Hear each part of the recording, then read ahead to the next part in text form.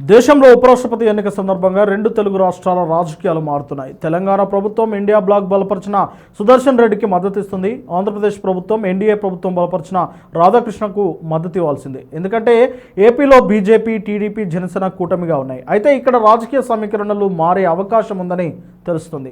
గురు శిష్యులుగా ప్రాచుర్యం పొందిన రేవంత్ రెడ్డి, చంద్రబాబు ఒక తాటి మీదకు వచ్చే అవకాశం కనిపిస్తుంది. సైలెన్స్గా చంద్రబాబుతో రేవంత్ రెడ్డి మంత్రాలు జరిపే అవకాశం ఉందని విశ్లేషకులు భావిస్తున్నారు.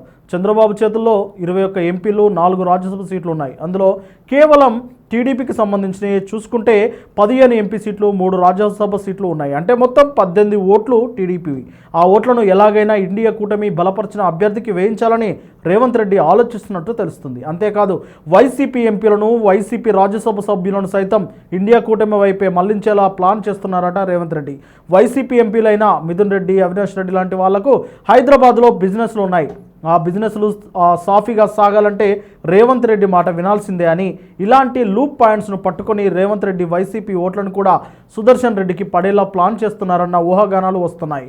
ఈ ప్రపోజల్కు చంద్రబాబు కూడా సపోర్ట్ చేసే అవకాశం కనిపిస్తుంది. ఎందుకంటే పైకి కూటమిగా కలిసి ఉన్న చంద్రబాబు మాత్రం మోడీ మీద కోపంగా ఉన్నారని కొంతమంది నేతలు అంటున్నారు. ప్రభుత్వం ఏర్పడి 14 నెలలు పూర్తయింది, కానీ జగన్ మాత్రం స్వేచ్ఛగా తిరుగుతున్నాడు.